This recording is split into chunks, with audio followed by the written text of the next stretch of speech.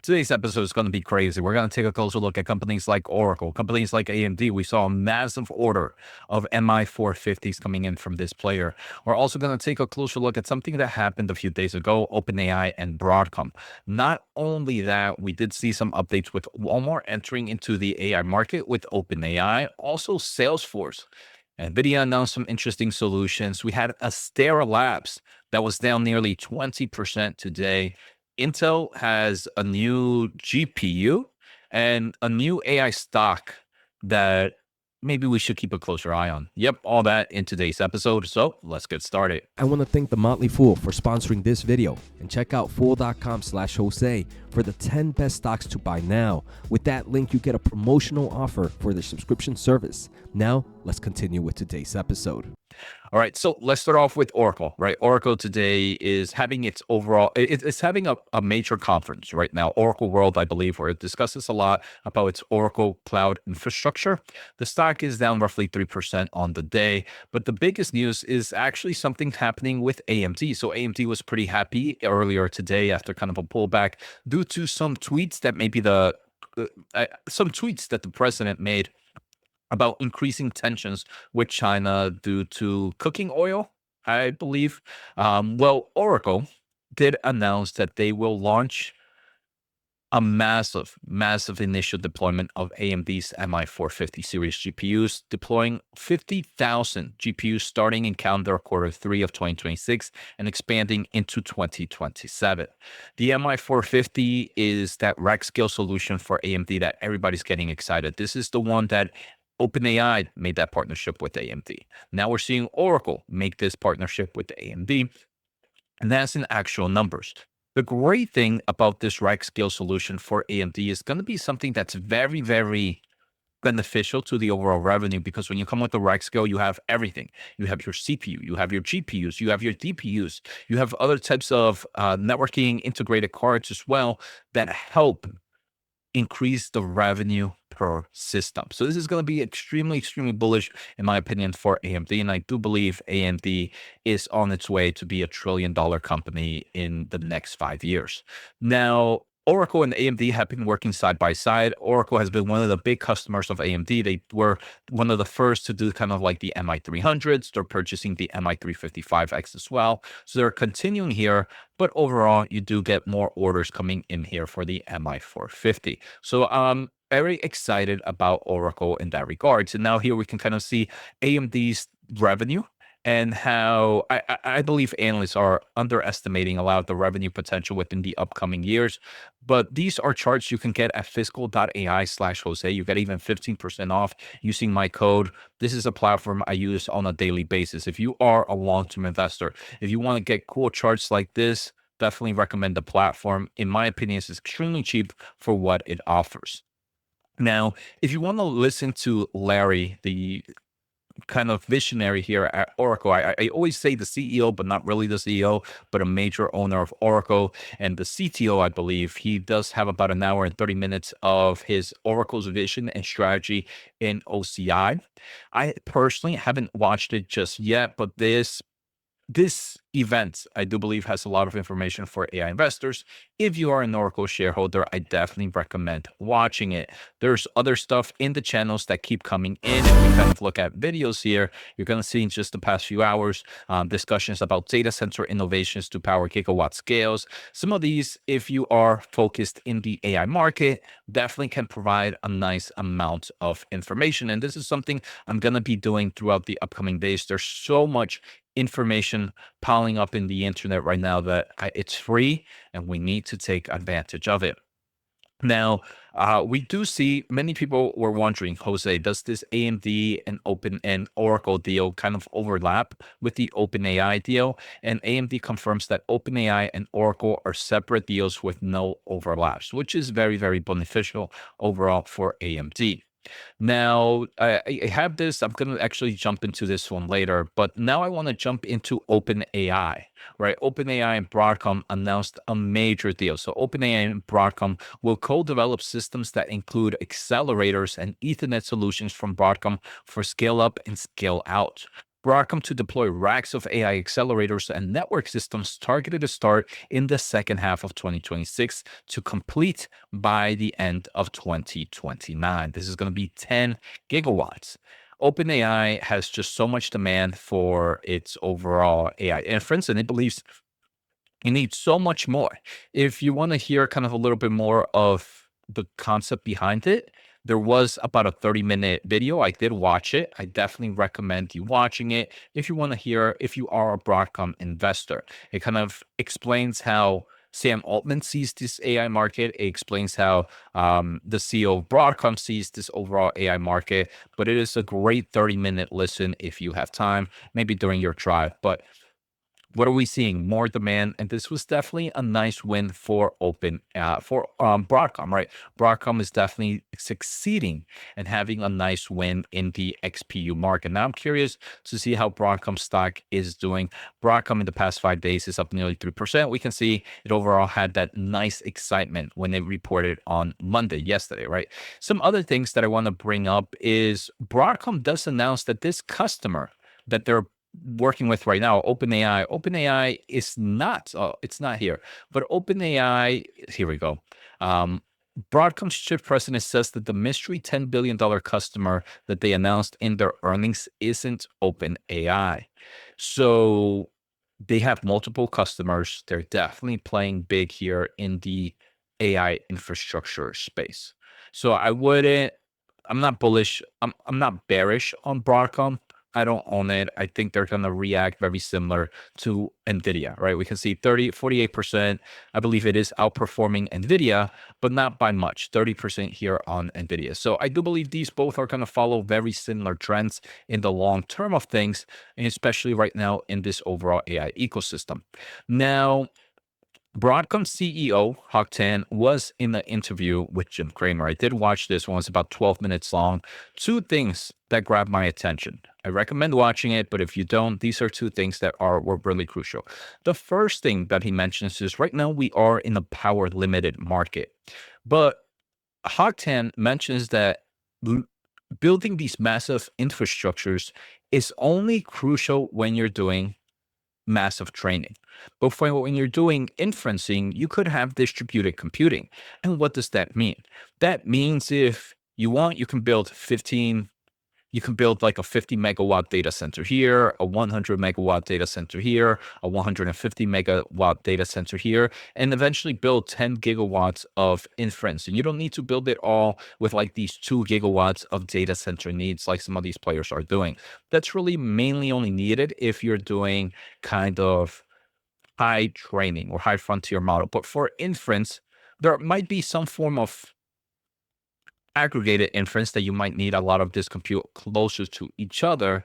But at least this opens up the opportunity that you don't need to go to these massive systems or these massive data centers if you can find a little bit of powers here and there. And that actually gets me pretty excited, as there are a lot of PowerShell companies that I used to not be so not, I wouldn't say bullish, but wasn't too excited on, because they would have a lot of little power all over the place. But even a little bit of power all over the place can actually go a long, long way for AI inference. So that's the first thing. The second thing is I usually see Hock Tan be very, not aggressive, but competitive against NVIDIA. And in this interview, it seemed a little bit different. And I don't think it's because he's worried about NVIDIA. And this is me actually shifting my tone. I used to think that Broadcom might be worried about NVIDIA. And if Broadcom ever worked with NVIDIA, it would be a sign of defeat.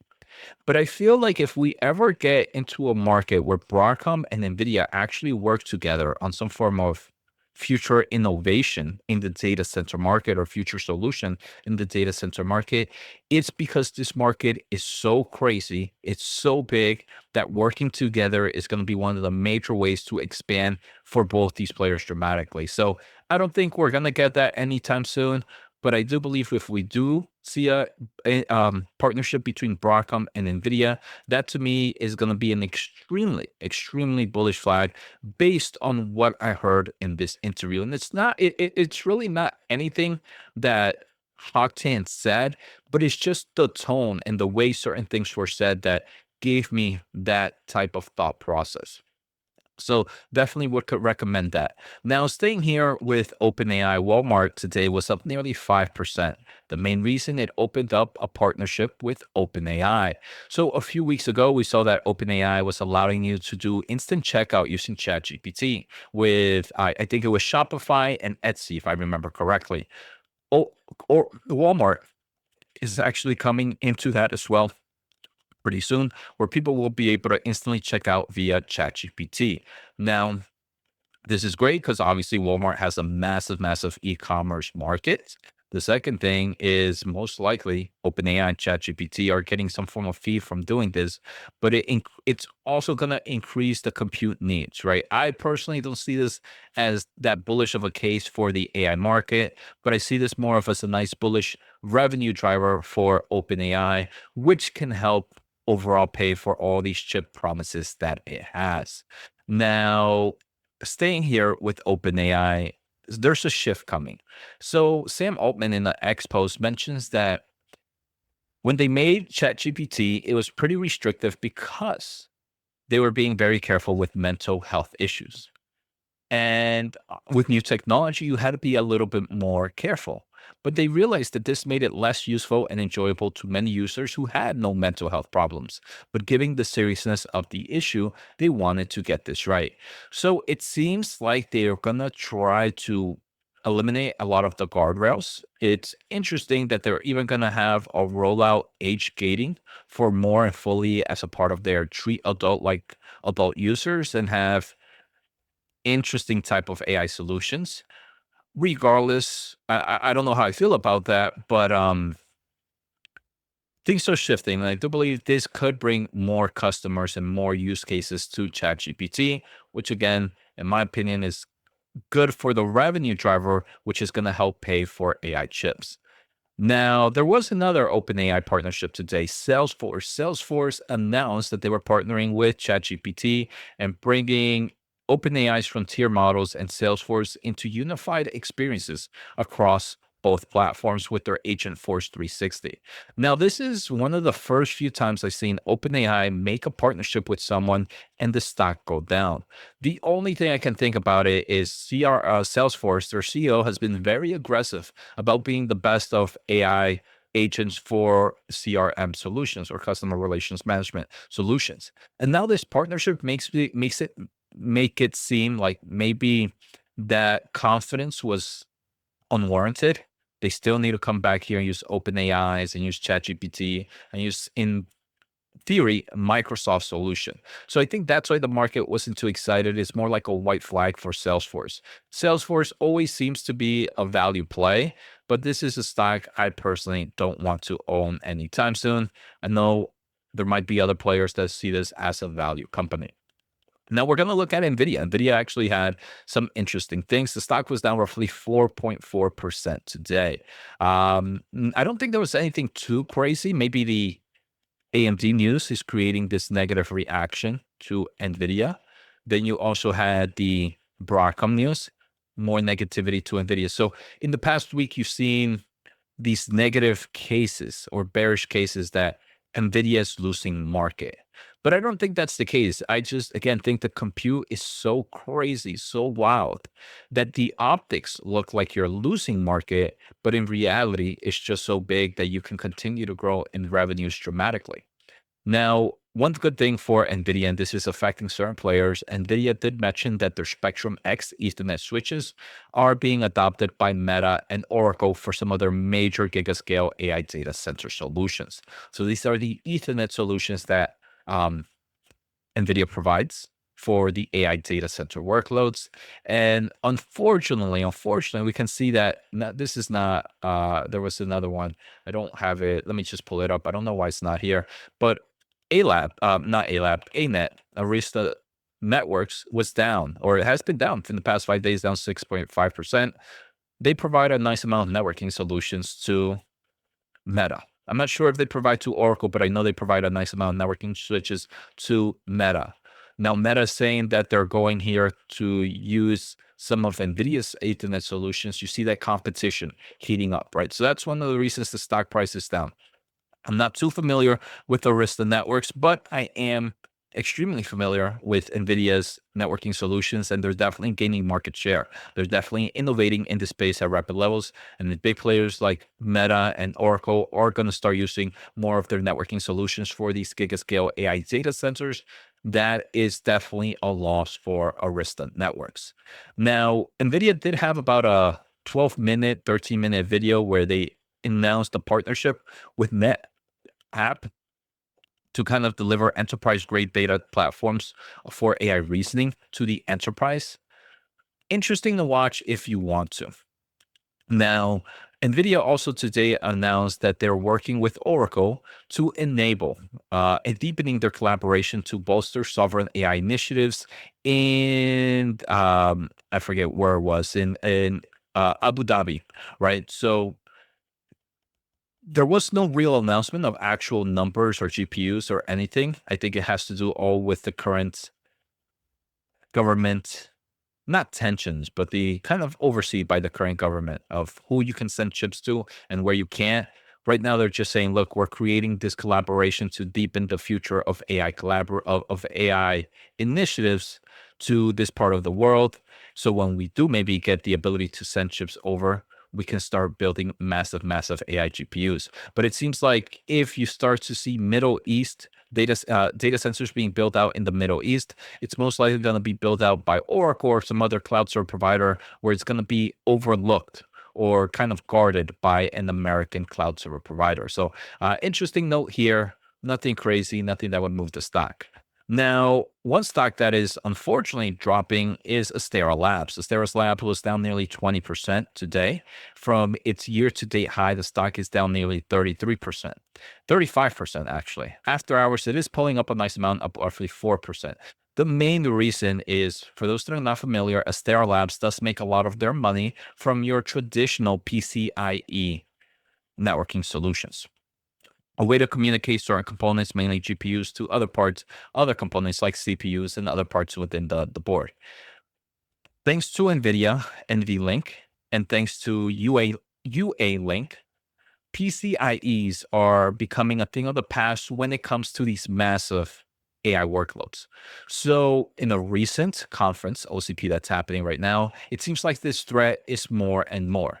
So the company right now confronts a critical strategic challenge. Data centers are actively shifting away from PCIe for GPU to GPU connections in favor of NVIDIA's NVLink and the emerging UA-Link standard. While Astera Labs has aggressively positioned itself to support both new technologies, joining UAE Link Consortium board and collaborating on NVIDIA's NVLink Fusion, the company derives 70 to 80% of revenue from PCIe-based products, facing structural displacement in high-performance AI workloads, which is where all the growth is happening. So the next 18 to 24 months, in my opinion, will determine whether Astera Labs' multi-protocol strategy successfully navigates this transition with this company's very heavy elevated valuations. So right now there is a shift happening within the market. The stock is still doing great, right? Year to date, it's up roughly 20%. That's actually it. Oh well, but from its 50 years to date low, the stock is up over 200%. Regardless, Astera Labs is definitely going through this transition. You have a lot of competitions. You even have competitions in traditional PCIe's and other form of communications and switches like that, like companies like Marvell. I'm personally not touching it, but I see the growth opportunities. I can see why the market is worried, but it might be a little bit overreaction right now. Again, I'm not touching this, but in a form of immediate threat, I don't think it's going to happen, but it's definitely something that long-term investors should keep a closer eye on. Now we're going to jump in here to Intel. And if you are enjoying the episode, if you're learning a lot, make sure to hit the thumbs up and the subscribe button. We're probably pretty far in the episode, so I don't think anybody made it this long. But if you do, I pretty much appreciate it. Intel today was down roughly 4%, but they did announce something today. Today, Intel announced a future inference optimized data center GPU codenamed Crescent Island. This is insane. And Intel kind of pushed away from GPUs for a while, Lee Bhutan probably says, look, we need to get back into this AI market where the money is. Now, this isn't expected to happen anytime soon. Customer sampling the new data center GPU is expected in the second half of 2026. So about a year from now is when samples start. If they're actually any good, revenue won't most likely start for a year and a half from now. But regardless, it's really, really, I guess, interesting to see more competition coming back here from Intel. We could see this is a company that's not just laying there, it's trying to get back and fight. Now, I mentioned at the beginning of the episode, I wanted to introduce the company. I kind of got this from, I believe, a comment earlier today. Fluence Energy. It seems to be focusing in the energy space. I haven't done any deep analysis. If you have any knowledge on this and if we should look more into it, let me know in the comments below. But we can see the stock is a $3.3 billion market cap. It deals with the energy market. They have, again, they work in form of energy storage. I was kind of looking at their presentations. They expect massive growth, obviously, because of the demand of US energy storage needs and the demand of power thanks to data center solutions. So the stock has ripped in the past few days, but year to date, it hasn't seen much of a growth. Year to date is is up nearly 12% with the after hour movement. If you have any knowledge on this company, let me know. If it's something we should pass on, just let me know.